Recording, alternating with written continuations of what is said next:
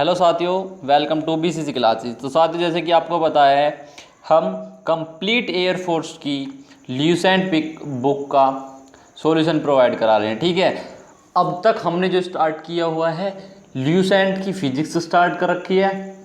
ठीक है, और ल्यूसेंट का मैथ भी हमने रेगुलर किया हुआ है। ठीक है, और जस्ट कुछ ही समय बाद या कुछ ही दिनों बाद आपके सामने ल्यूसेंट की इंग्लिश भी होगी। ठीक है भाई। हाँ, mainly air force, NDA, navy, SSR सबके लिए यही है। ठीक है, ल्यूसेंट का जो हमारा सॉल्यूशन है वो हम प्रोवाइड करा रहे हैं। ठीक है, अब तक हमने चैप्टर नंबर 7 मैथ्स, आज हम मैथ्स डिस्कस करने वाले। ठीक है, मैथ्स का हमने chapter number 7 sequence and series start किया हुआ था।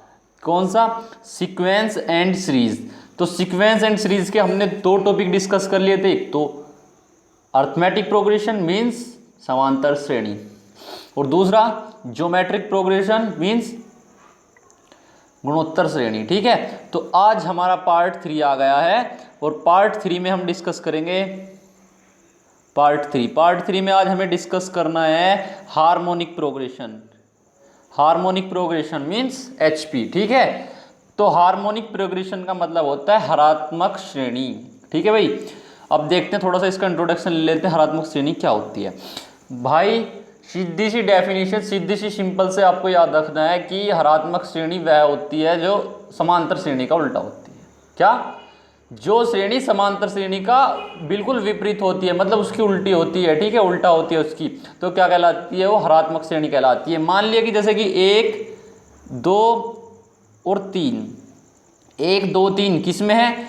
ये है भाई अर्थमेटिक प्रोग्रेशन एपी में है। अब मैं पूछ रहा हूँ भाई, इस जो फिर अगर हम इन्हें जीपी में, उसमें एचपी में लिखें तो कैसे लिख सकते हैं? तो आप क्या करोगे? मैंने बताया कि एपी का एकदम उल्टा होती है, तो एपी का उल्टा 1 का उल्टा करोगे तो 1, 1/2, 2 का उल्टा करने पर 1/3, इसका 3 का उल्टा करने पर ये क्या होंगे अब? एचपी में। ठीक है, जैसे अभी बताइए आप, जब एक सेकेंड, जब एपी के मान लिया कि ए बी सी क्या है? ए बी और सी कहाँ है? किस में है? एपी में। ठीक है भाई, तो क्या इनके लिए फॉर्मेशन होता है? फॉर्मूला क्या बनता है? 2b बराबर a प्लस सी। ठीक है भाई, ये आपको याद रखना है थोड़ी सी। इनके 2b बराबर क्या होता है? a प्लस सी, मतलब बीच वाले का 2 गुना अन्य 2 के सम के इक्वल होता है। ठीक है भाई। हाँ, तो यहाँ पे 2b बराबर a प्लस सी। अगर a b और c एचपी में है तो इनके बीच में रिलेशन में होता है भाई b बराबर 2ac अपॉन a प्लस सी। क्या होता है रिलेशन के बीच में? b बराबर 2ac अपॉन a प्लस सी। याद रखना है आपको। ठीक है भाई। हाँ, देखते हैं। अब देखते, आपने देखा होगा जब AP होती है और AP में मान लिया कि 2 टर्म्स दी हुई है A और B, मैंने कहा भाई इनका समांतर माध्य बता दो क्या होगा। तो आप कैसे निकालते हो? A प्लस B/2 करके निकाल लेते हो, कोई प्रॉब्लम नहीं है भाई। अब मान लिया कि 2 टर्म्स हैं A और B, मैंने पूछा भाई इनका गुणोत्तर माध्य GP क्या होगा, गुणोत्तर माध्य क्या होगा? ठीक है, GM मान मतलब ज्योमेट्रिक मीन। मैंने पूछा भाई इनका गुणोत्तर माध्य होता है, तो आप कैसे निकालते हो? इसके अंडर रूट करके निकाल देते हो। ठीक है, चलो अब बात आती है भाई एचपी की। मान ले कि 2 टर्म्स दी हुई है ए और बी, और आपको निकालनी है क्या? एचपी, सॉरी एचएम मतलब हार्मोनिक मीन, हरात्मक माध्य। हरात्मक माध्य कैसे निकालते हो आप? क्या? 2ab upon a plus B. मान लीजिए ए और बी दिए हुए हैं, तो क्या होगा? 2ab मतलब दोनों के मल्टीप्लीकेशन का 2 गुना डिवाइडेड बाय दोनों का सम, मतलब योग। ठीक है, ये होता है। चलो भाई, अब टाइम ना वेस्ट करते हो, अपने एक्सरसाइज पे आते हैं। ठीक है भाई, चलो देखते हैं एक्सरसाइज। एक्सरसाइज का फर्स्ट क्वेश्चन है क्या? यदि, एक सेकेंड, हाँ, यदि 1,x,3 एचपी में हो तो x का मान क्या होगा? क्या बोला उसने? 1,3,x एचपी में हो तो उनका मतलब उसमें x का मान क्या होगा? भाई देखते हैं, मैंने बताया है भाई A और B और C यदि HP में हो तो क्या होता है? बीच वाला क्या होता है? इक्वल होता है दोनों के मल्टीप्लिकेशन के 2 गुने के बराबर अपॉन A प्लस C, मतलब इनके सम के इक्वल। कोई दिक्कत नहीं है। तो चलो देखते हैं भाई। तो x इज इक्वल टू किसके होगा भाई, x बराबर होगा 2 × 1 × 3 और दोनों का सम 1 और 3 कितना जाएगा 4।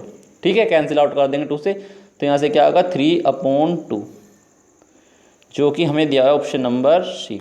कोई प्रॉब्लम नहीं होने वाली है। ठीक है, नेक्स्ट देखते हैं क्वेश्चन नंबर 2। क्वेश्चन नंबर 2 में क्या बोल रहा है वो कि यदि a/c is equal to a-b/b-c है तो ABC होंगे। चलो भाई इसे भी देखते हैं, क्या दिया हुआ है, a/c is equal to a-b/b-c।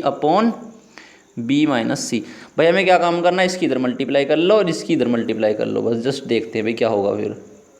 चलो हम मल्टीप्लाई करने के बाद इसकी जब इसकी इस वाले की इधर करेंगे तो क्या होगा, यहाँ से हो जाएगा AB माइनस का AC इज इक्वल टू सी की करोगे इधर तो AC माइनस का AB, ओ सॉरी BC, क्या होगा AC माइनस का BC। अब भाई देख लो, इस वाले AC को इधर प्लस में पहुँचा दो। आप क्या करोगे, इस वाले AC को इधर प्लस में पहुँचा दोगे तो क्या देख लेंगे एक बार क्या हो जाएगा, यहाँ तो बचेगा क्या AB, अब इसे इधर पहुँचा दोगे प्लस में तो क्या हो जाएगा, यहाँ से AC तो ये है था प्लस का पहले, माइनस का BC था और प्लस का AC और होगा जो इधर आ गया। ठीक है, ये एक AC ये वाला एक AC ये वाला तो कितना होगा 2AC। ठीक है भाई, और इस BC को हम इधर ले आएंगे तो क्या हो जाएगा AB plus BC is equal to 2AC।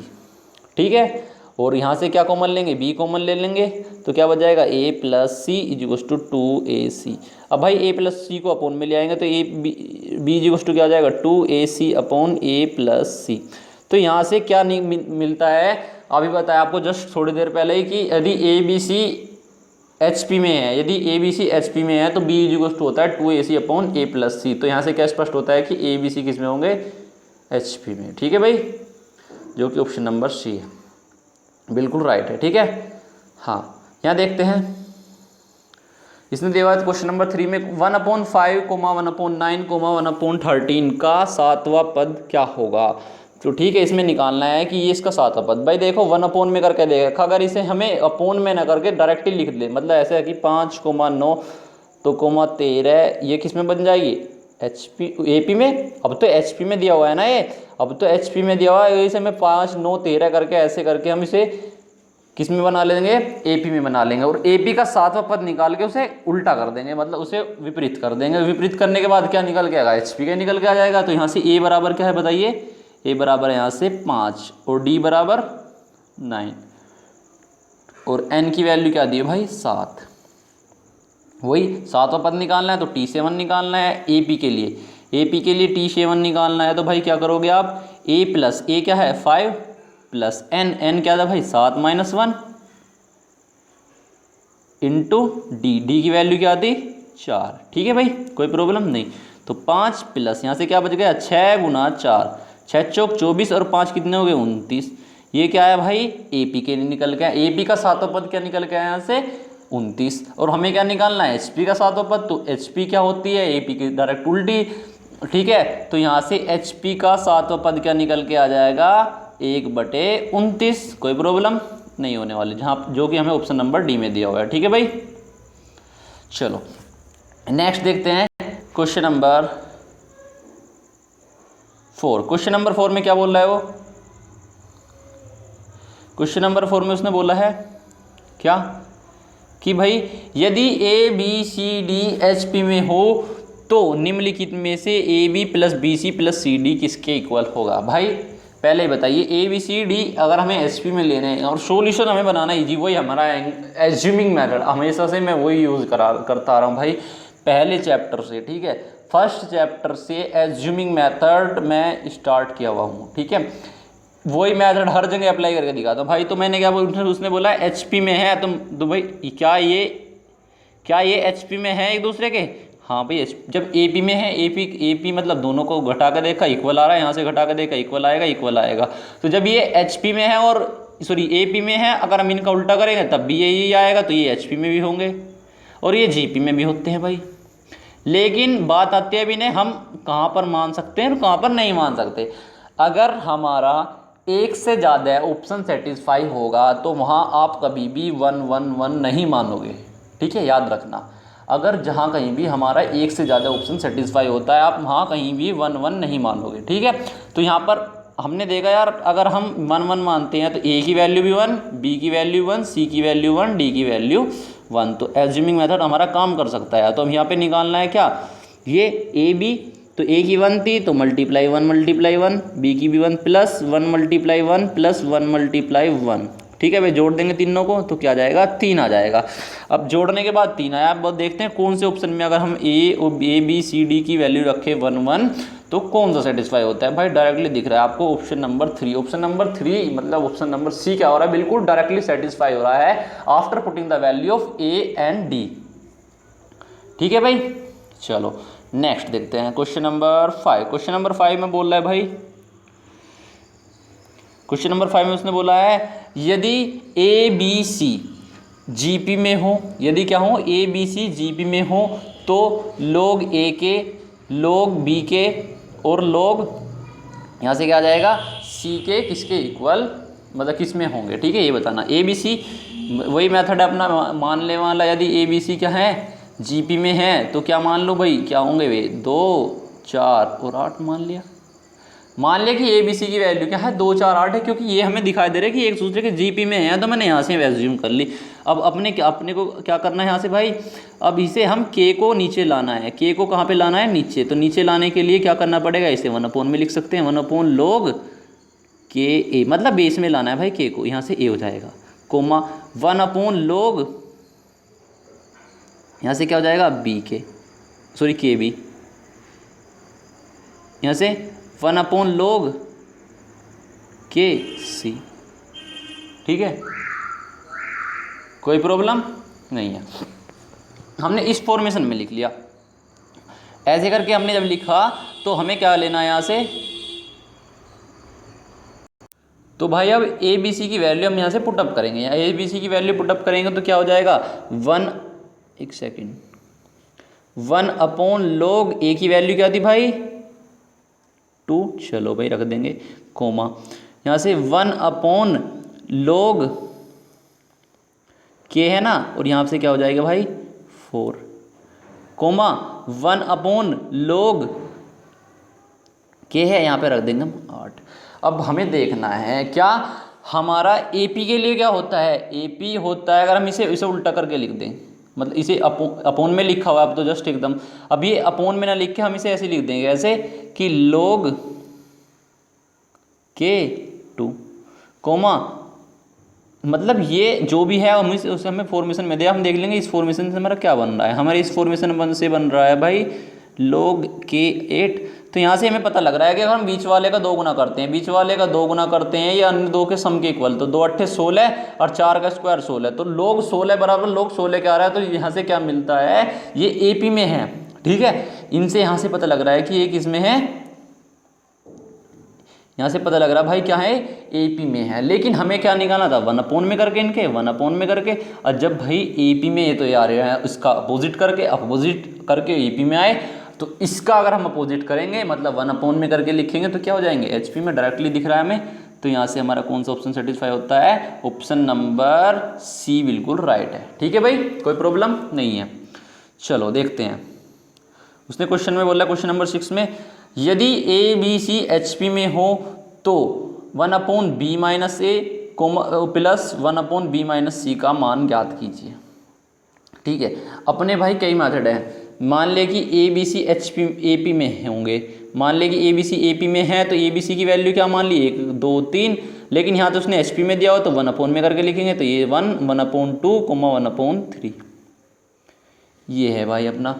तो हमें यहाँ पे क्या एकदम जस्ट वैल्यू पुटअप करके देखते हैं। चलो ए की क्या, बी की क्या रखोगे भाई 1 अपॉन बी माइनस, ये वाले निकालना है ना, तो यहाँ पर हम वैल्यू रखते हैं, एक सेकेंड यहाँ पे रख के देखते हैं। तो 1 अपॉन बी की वैल्यू क्या भाई बताइए 1 अपॉन 2 माइनस का ए की वैल्यू क्या 1 प्लस 1 अपॉन बी की वैल्यू क्या है 1 अपॉन 2 माइनस का सी की वैल्यू क्या है 1 अपॉन 3, ठीक है, कुछ नहीं करना। अब 1/2 में से 1 जाएगा तो माइनस का 1/2 बचेगा, और माइनस का 1/2 बचेगा, ऊपर जाके क्या हो जाएगा -2, खाली -2 होगा, कोई प्रॉब्लम नहीं है भाई।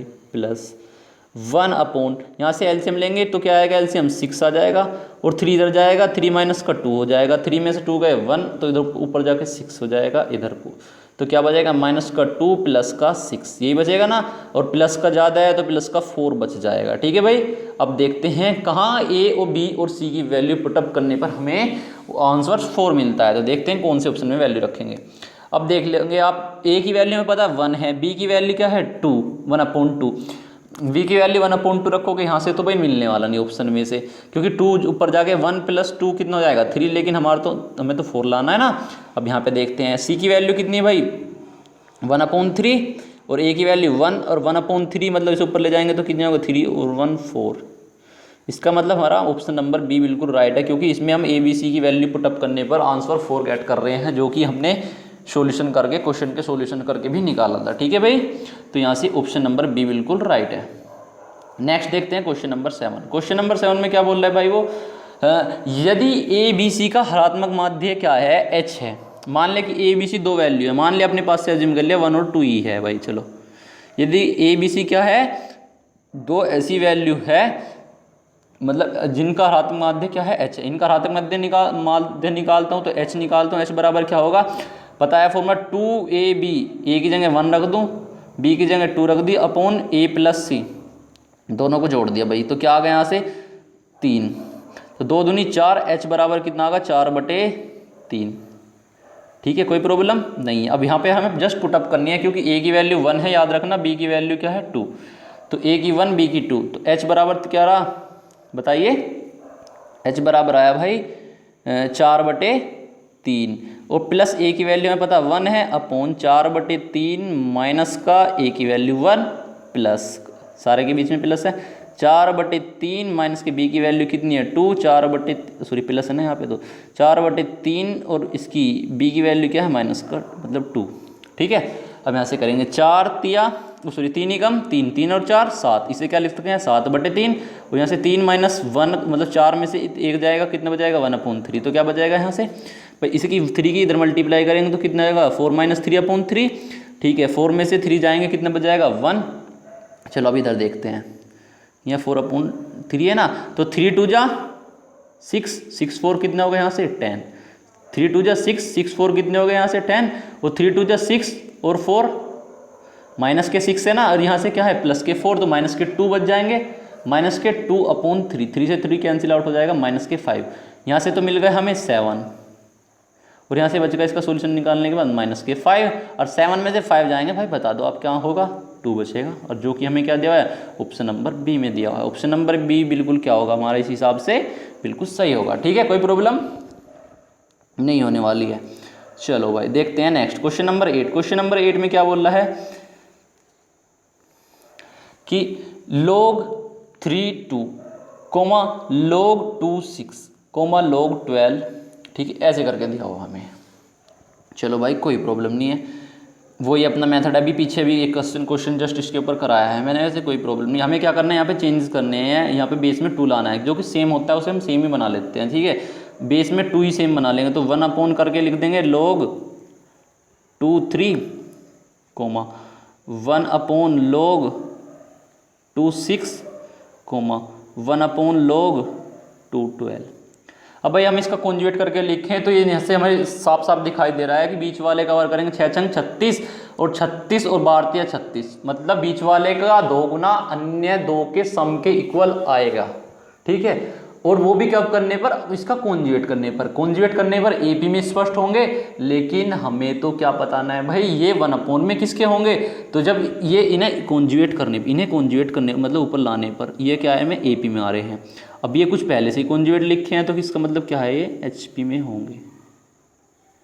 समझ तो गए होगे भाई आप कि जब हमने क्या बोला यहाँ से, एक सेकेंड, क्या बनेगा 1 अगर हम इसे कॉन्जुगेट करके लिखते हैं log 2 3 log 2 6 log 2 12, अगर हमने पहले 1 में लिखे हुए थे, हमने ऐसा करके लिख कर देखा कि हम इसे उल्टा करके लिखे तो क्या है क्या रिलेशन बैठता है। मैंने देखा बीच वाले का 2 गुना कर रहे हैं, मतलब इस पे स्क्वायर पूछेगा, 6 का स्क्वायर कितना हो जाएगा 36, अब दोनों को जोड़ेंगे तो मल्टीप्लाई में हो जाएंगे भाई, तो 12 36 तो यहाँ से क्या आ गया 36 बराबर 36, लेकिन कब, इसका कॉन्जुगेट करने पर, किसमें, एपी में स्पष्ट हो रहे हैं क्या, इसका अगर हमने कॉन्जुगेट किया था तब एपी में स्पष्ट हो रहा है इसका, लेकिन वो 1/, में लिखा हुआ है। जब ये एपी में अब आ रहे हैं तो इसका 1/, करके लिखें तो किस में होंगे भाई, ये जीपी में होंगे। ठीक है भाई, कोई प्रॉब्लम नहीं। चलो नेक्स्ट देखते हैं क्वेश्चन नंबर 9। क्वेश्चन नंबर 9 में क्या बोला है कि समीकरण x² माइनस का 10x प्लस 11 बराबर 0 के मूल के बीच हरात्मक माध्य। हरात्मक माध्य का फॉर्मूला क्या होता है भाई, 2ab upon a plus b, यही तो होता है ना। चलो देखते हैं। हाँ, तो इसने बोला इनके मूल, तो पहले हमें क्या चाहिए, मान ले कि इनके मूल क्या है, अल्फा और बीटा है। क्या है मूल, अल्फा और बीटा। तो इसका मतलब हमें क्या निकालना, 2 alpha beta upon alpha plus beta. तो कहने का मतलब मूलों का गुणनफल चाहिए और मूलों का योगफल चाहिए, बस वैल्यू तो पुटअप करनी और तो कुछ नहीं करना। चलो देखते हैं क्या होना है यहाँ पर अब। चलो भाई, तो क्या पहले निकालते हैं मूलों का गुणनफल। तो मूलों का गुणनफल बराबर क्या होता है, c अपॉन ए। अगर हम x² plus B X plus C से तुलना करेंगे तो क्या होगा, c अपॉन ए मतलब 11 आ जाएगा यहाँ से। Alpha into alpha plus beta निकाल लोगे तो माइनस का b अपॉन ए मतलब माइनस का 10 था और तो प्लस का 10 हो जाएगा यहाँ से। ठीक है भाई, माइनस वहाँ पहले से दिया हुआ है। तो अल्फा और बीटा की हमें वैल्यू मिल गई। अब निकालना क्या है हमें, जल्दी बताइए। हरात्मक माध्य फॉर्मूला क्या होता है, 2 alpha beta upon alpha plus beta. ठीक है भाई, अल्फा बीटा की जगह वैल्यू रखोगे अल्फा प्लस बीटा। तो देखते हैं अल्फा इंटू बीटा की वैल्यू क्या है, 11। चलो तो 2 मल्टीप्लाई 11 बाई 10। ठीक है, क्योंकि अल्फा इंटू प्लस बीटा की वैल्यू क्या थी 10, तो 2 से काट दिया 5 टाइम, तो क्या आ गया यहाँ से 11 अपॉन 5, जो कि हमें किसकी वैल्यू मिलती है, हरात्मक माध्य। कोई प्रॉब्लम नहीं है। चलो भाई लास्ट नहीं, अभी तो कराने वाले हैं क्वेश्चन, क्योंकि इसमें 30 क्वेश्चन है। मैं सोच रहा हूँ हाफ तो करा ही दूँ यार आज। ठीक है, तो कुछ 15 क्वेश्चन करा दूंगा मैं अब इस वीडियो में। ठीक है, और हाँ भाई आपसे रिक्वेस्ट है यार, वीडियो को ज़्यादा से ज़्यादा शेयर कर दो। आपसे एक बात बताना, शेयर करना चाह रहा था मैं भाई। एक रवि भाई हैं, ठीक है, हमारे यूट्यूब चैनल से ही जुड़े हुए हैं। वो रवि भाई, मेरा कॉन्टैक्ट नंबर डिस्क्रिप्शन बॉक्स में लिखा होता है। उन्होंने क्या किया भाई, आज मेरे कम से कम 100 से 150 सब्सक्राइबर भाई नहीं कराए हैं। 100 से 150 सब्सक्राइबर रवि नाम से हैं भाई। ठीक है, और ऐसी बात नहीं कि बिल्कुल ये कि इन्होंने नहीं कराए, बिल्कुल इन्होंने भाई स्क्रीनशॉट व्हाट्सएप पे अपना मतलब सब्सक्राइबर करा के, कमेंट वगैरह करा के स्क्रीनशॉट सेंड किया है। ठीक है, भाई ने स्क्रीनशॉट सेंड किया है इन्होंने। ठीक है, तो भाई आपसे भी रिक्वेस्ट है यार, कुछ तो सीख लो भाई, मेहनत कर रहे हैं। ठीक है, चैनल के लिए बहुत मेहनत कर रहे हैं भाई हमारे। तो रवि भाई आपको दिल से धन्यवाद। ठीक है, तो नेक्स्ट चलो देखते हैं क्वेश्चन। धन्यवाद भाई। और भाई आपसे भी रिक्वेस्ट है, हाँ तो प्लीज़ यार कर दो, आप भी सपोर्ट करो। अगर आप सपोर्ट नहीं करोगे तो और कौन करेगा। ठीक है, चलो देखते हैं क्या क्वेश्चन नंबर 10 में क्या बोला है। यदि A B C H P में है तो बी का मान क्या होगा। यार सिंपल सा है, अभी बताया था मैंने शुरुआत में ही। यदि तीन term A B C H P में है तो क्या होगा, बीच का इक्वल होगा 2ac अपॉन a प्लस सी के, बताया था, जो कि हमें ऑप्शन नंबर डी में दिया हुआ है जस्ट। तो यहाँ से ऑप्शन नंबर डी बिल्कुल राइट हो जाता है। ठीक है, अब देखते हैं क्वेश्चन नंबर 11। क्वेश्चन नंबर 11 भाई हर कोई देख के यार घबरा जाता है क्वेश्चन को, इसमें कुछ नहीं है, क्वेश्चन बहुत इजी है। उसने बोला यदि A B C is not equal to 0, मतलब ए बी सी 0 के इक्वल नहीं है तो निम्नलिखित में से कौन सत्य है। मान लिया यार 0 के इक्वल नहीं है, मान लिया क्या ए बी सी 1 1 है, मैं मान लेता हूँ ये वे बोल रहे हैं कि ए बी सी 0 के इक्वल नहीं है। चलो तो यहाँ मान ले कि 1 1 है, ए बी सी 0 के इक्वल ना मान के मन 1 1 मान ले 1 के इक्वल है भाई, कोई प्रॉब्लम। यदि ए बी सी 1 1 हो गए तो यहाँ से क्या निकल के आएगा, 2b बराबर क्या होगा a प्लस सी। ठीक है, तो मान अगर एच उसने बोला यार अगर वो 0 के इक्वल ना हो तो किसके हो सकते हैं भाई। यहाँ से मैंने मान लिया 1 1 1 है, और यदि इनका इसमें हमें एपी में शो करना है, एपी को देखते हैं। अगर हम एपी सेटिस्फाई करते हैं तो देखते हैं क्या होगा, 2 मल्टीप्लाई बी कितना है 1, बीच का 1 प्लस 1, तो 2 बराबर 2। यहाँ से क्या मिल रहा है, एपी में भी होंगे भाई, एपी में भी होंगे। चलो अब जीपी में होने का क्या होता है, बी स्क्वायर बराबर ए सी, यही तो होता है ना। चलो अब देखते हैं बी स्क्वायर बराबर ए सी, तो बी स्क्वायर मतलब 1 का स्क्वायर करेंगे 1, वही 1 1 में यार ठीक है। तो 1 का स्क्वायर करेंगे 1, 1 मल्टीप्लाई 1, तो 1 के इक्वल 1 आ रहा है, तो यहाँ से भी क्या मिल रहा है भाई, वो जीपी में भी होंगे। चलो बात रही है अब किसकी, एचपी की, और 1 1 है, ठीक है। अब हमें क्या देखना है, एचपी में है या नहीं है। एचपी में होने के लिए क्या होता है, ये B is equal to A plus C, ठीक है। B is equal to 2ac upon A plus C. चलो बी की वैल्यू क्या है 1 2, ए की वैल्यू 1, ये सब कुछ 1 1 1 प्लस 1 कितना हो जाएगा 2, से 2 कैंसिल आउट कर दिया, 1 इज इक्वल टू 1 आ रहा। तो यहाँ से क्या मिल रहा है कि अगर 0 के इक्वल नहीं है तो कोई बात नहीं भाई, लेकिन कुछ भी वैल्यू ही ना, फिर 1 1 या 2 2 कुछ भी करके 2 3 या ऐसे करके, तो लेकिन वे एपी जीपी एचपी में तो होंगे ही। तो इससे क्या मिलता है कि वे तीनों क्या होंगे, एपी में भी होंगे, जीपी में और एचपी तीनों में हो जाएंगे, ठीक है। कोई प्रॉब्लम नहीं है भाई। देखते हैं next question, question number 12। Question number 12 में क्या बोला है, हाँ तो यहाँ से है क्वेश्चन नंबर 12 में बोल रहे हैं भाई, एक सेकेंड, हाँ तो क्वेश्चन नंबर 12 में किसी एचपी का पी व पद क्यू व पद पी है तो उसका पी क्यू व पद क्या होगा, उसका पी क्यू व पद क्या होगा। एक सेकेंड, तो भाई देखते हैं, मैं उसने बोला पी व पद क्यू, तो मान ले कि पी क्या है, पी की वैल्यू तो वही हम मानते हैं, पी की वैल्यू तो क्या है भाई 1 है, और क्यू की वैल्यू क्या है 2, मतलब पी व पद पहला पद दूसरा पद ऐसे करके मानते हैं जैसे हम। तो पी व पद मतलब T1, यहाँ से पी मतलब पी व पद क्या है क्यू, तो क्यू की वैल्यू क्या मानी मैंने 2, और क्या बोला, और पी क्यू व पद मतलब दूसरा पद क्या है पी, तो पी की वैल्यू क्या मानी थी 1। अब उसने बुझा क्या है भाई उस, तो पी क्यू व पद, तो टी पी क्यू क्या होगा, ये तो पूछा है ना उसने। और टी पी क्यू पी की वैल्यू कितना है 1, और क्यू की वैल्यू कितना है 2। अब टी पी क्यू निकालते हैं 1 मल्टीप्लाई 2, तो यहाँ से क्या निकालना है T2 ही निकालना, और T2 में पता क्या है बताओ 1 ही तो है भाई, तो T2 क्या है 1, तो यहाँ से क्या आ गया 1 आ गया डायरेक्ट। इसमें तो कोई यार कुछ बात भी नहीं थी ना, सिंपल सा क्वेश्चन है। चलो अब देखते हैं next question, question number 13। Question number 13 क्या है भाई, तो यदि ए बी सी 3 धनात्मक श्रेणियाँ एचपी में है तो निम्नलिखित में से कौन सत्य होगा।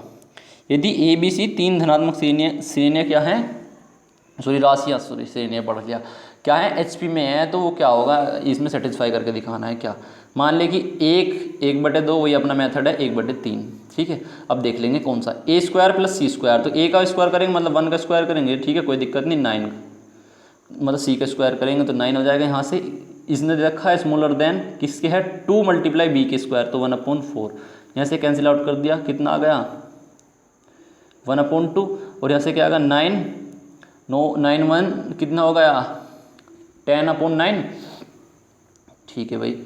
और यहाँ से क्या हो गया 1/2, ये बताइए ये लगभग होगा 1 पॉइंट समथिंग, और ये है हाफ, और इसने क्या दे रखा ग्रेटर देन दे रखा, तो ये तो किसी भी हालत में नहीं होने का, इसका मतलब ग्रेटर देन तो ये है भाई, ये क्यों ग्रेटर देन दे दिया उसने। चलो आगे देखते हैं ऑप्शन नंबर देखो, ये ऑप्शन हमारा क्या होता है सेटिस्फाई नहीं हो रहा था ना, तो अब ये देखेंगे ये बिल्कुल इसका जस्ट कॉन्जुगेट है। जब ये सेटिस्फाई नहीं हो रहा तो इसका मतलब ये सेटिस्फाई होगा, क्यों, क्योंकि हमारा जब यहाँ पे कंडीशन फॉलो नहीं हो रही तो यहाँ पे तो होगी भाई, क्यों, क्योंकि 1 + 1/9 मतलब सी की ए और सी की वैल्यू रखेंगे तो क्या दे रखा ग्रेटर देन है किसके 2 मल्टीप्लाई बी स्क्वायर 1/4 के, ठीक है 1/2, यहाँ से क्या मिलेगा 1/2, यहाँ से तो मिला हाफ और यहाँ मिलेगा 1 पॉइंट समथिंग, तो इसका मतलब ये बड़ा ही तो होगा। तो यहाँ से क्या है ऑप्शन नंबर, एक सेकेंड, ऑप्शन नंबर बी जो होता है बिल्कुल पूरी तरह सेटिस्फाइड हो जाता है, क्यों, क्योंकि ए स्क्वायर प्लस सी स्क्वायर को हम सम करेंगे मतलब जोड़ेंगे तो क्या होगा वो ग्रेटर देन होगा किससे 2b² से, क्या होगा ग्रेटर देन होगा मतलब बड़ा होगा, ठीक है। चलो भाई देखते हैं next question, question number 14। Question number 14 में क्या बोल रहा है, ए एवं बी के बीच हरात्मक माध्य क्या है ये बताना है हमें। बताया यार जब दो संख्याओं के बीच हरात्मक माध्य निकालना होता है फॉर्मूला क्या रखते हैं हम कि 2ab/a+b है ना, यहाँ पे a और b है तो क्या होगा 2ab/a+b, जो कि हमें ऑप्शन नंबर बी में दिया हुआ है, ठीक है कोई प्रॉब्लम नहीं है। और हाँ भाइयों ये जो पीडीएफ मैं डिस्क्रिप्शन बॉक्स में डाल दूंगा, अगर आपको पीडीएफ चाहिए तो वहाँ से डाउनलोड कर सकते हो आप, ठीक है कोई प्रॉब्लम वाली बात नहीं है, ठीक है भाई। नेक्स्ट देखते हैं क्वेश्चन नंबर 15। और हाँ भाई ज़्यादा से ज़्यादा शेयर करना है, ठीक है वीडियो को लाइक शेयर भाई रवि भाई को अगेन थैंक यू बोलता हूँ। ठीक है भाई, आपसे भी रिक्वेस्ट है यार, कोई बात नहीं, आपका भी नाम लूँगा यार वीडियो में। अच्छे से मेहनत कर रहे हो, अगर आप मेहनत करोगे यार, वीडियो को शेयर करोगे और आप स्क्रीनशॉट सेंड कर सकते हो भाई। मेरा नंबर डिस्क्रिप्शन बॉक्स में नीचे, यहाँ पर डिस्क्रिप्शन बॉक्स में इस टाइप से जो बटन बना होगा ना, इस टाइप से, उस पर आप क्लिक करोगे तो डिस्क्रिप्शन बॉक्स में लास्ट में नंबर लिखा मिलेगा, वहीं से आप व्हाट्सअप कर सकते हो स्क्रीनशॉट लेकर कि हाँ मैंने इसने सब्सक्राइबर बढ़वाए। भाई मैं आपकी सहायता कर रहा हूँ, जैसे भी करके आप करना चाहते हो। ठीक है भाई, चलो देखते हैं। यदि AGH दो धनात्मक राशियों के बीच क्रम से समांतर माध्य क्या है? ये है, A को बोल लेंगे हम समांतर माध्य, G को बोल लेंगे गुणोत्तर माध्य और H को बोल लेंगे ऋणात्मक माध्य। तो इसमें बताना है कि रिलेशन कौन सा होगा। भाई मैंने मान लिया 3 संख्या ले रहा हूँ मैं अपने तरफ से, 1 2 3 ले लिए भाई, कोई दिक्कत नहीं है। मैंने क्या ले लिया, 1 2 3 3 संख्या ले ली। ठीक है, अब यहाँ से मैं इनके माध्य निकालता हूँ। समांतर माध्य, पहले समांतर माध्य निकाल कर देखा, तो समांतर माध्य कैसे निकालते हो, सॉरी 2 संख्या लेंगे यार हम, तो 3 संख्या कैसे ले सकते हैं, 1 और 3 ले ली मान्य संख्या। मैंने क्या ले ली, संख्या ले ली 1 और 3। तो यहाँ से क्या निकालना है मुझे, समांतर माध्य निकाल देना है। ठीक है भाई, तो यहाँ से मैंने लिखा लिया भाई इनका बीच का समांतर माध्य निकाल लेंगे। पहले समांतर माध्य निकाल के देखा मैंने, क्या होता है a + b/2, तो a + b मतलब 1 + 3, 1 + 3/2 करेंगे तो 4 आ जाएगा ऊपर 4/2 मतलब 2 आएगा। यहाँ से a तो निकल के आ गया, a तो निकल के मतलब अर्थमेटिक मीन निकल के आ गया यहाँ से 2। अब निकालते हैं g मतलब गुणोत्तर माध्य। गुणोत्तर माध्य क्या होता है, √a भी 1 और 3 मानना था ना मैंने अपने पास से, तो 1 × 3 करेंगे तो क्या आएगा, ये आएगा 1 पॉइंट समथिंग आ जाएगा, मतलब 1.699 के समथिंग आ जाएगा। ठीक है भाई, यहाँ से चलो अब बात आती है, तो यहाँ से a भी मिल गया हमें, एक सेकेंड, a भी मिल गया, a तो मिल गया भाई 2, और g गुणोत्तर माध्य मिल गया 1.96 या 69 के समथिंग। ठीक है, जो भी मिला हमें। ठीक है, यहाँ से और फिर बात आती है h मतलब ऋणात्मक माध्य। h बराबर क्या होता है भाई बताइए, 2ab/a + b, यही तो होता है ना। a की वैल्यू बताइए क्या रखोगे आप, 2 × a की वैल्यू 1 रखोगे और b की वैल्यू क्या रखोगे, 3 रखोगे। ठीक है, /3 और 1 को ऐड कर देंगे 4 आ जाएगा। तो यहाँ से क्या मिल रहा है हमें, 3/2, और 3/2 कितना होता है 1.5, मतलब कि यहाँ से क्या मिला हमें, a की वैल्यू तो क्या मिली 1 और 3 मानने पर, a की वैल्यू तो क्या मिली 2, g की वैल्यू क्या मिली 1.69 या 96 समथिंग। ठीक है, और h की वैल्यू क्या मिली 1.5।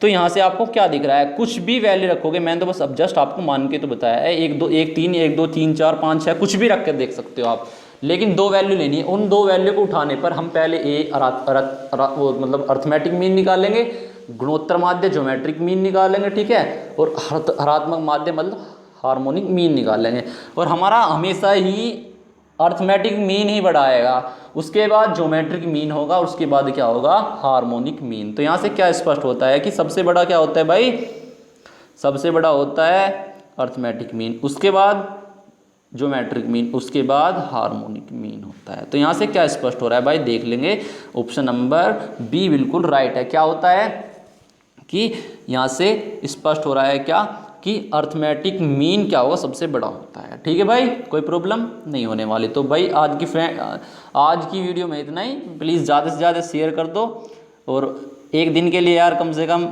फेसबुक और अपने व्हाट्सअप स्टेटस लगा लो यार। ठीक है, फेसबुक पर अपलोड कर दो। ठीक है, आपकी सहायता ही यार हमें मोटिवेट करेगी। ठीक है भाई, तो वीडियो को ज़्यादा से ज़्यादा शेयर करना है। ठीक है, thanks for watching this video.